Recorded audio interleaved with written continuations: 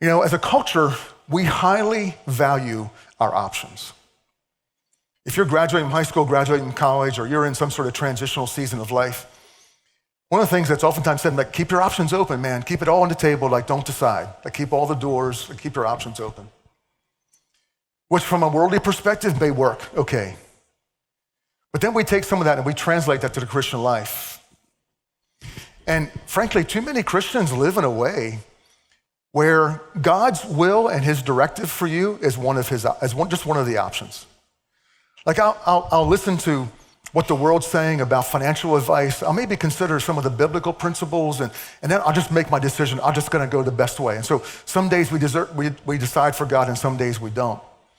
And listen, there's something about you just need to cancel all other options.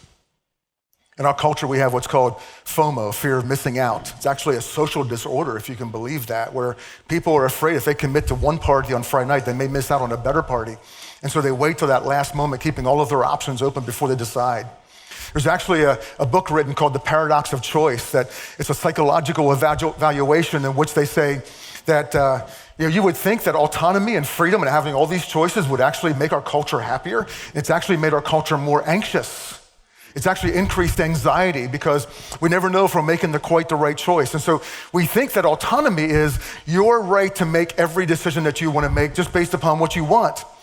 When actually the best use of your autonomy and the best use of your freedom is actually to do what Daniel did and submit it to the Lord Jesus Christ.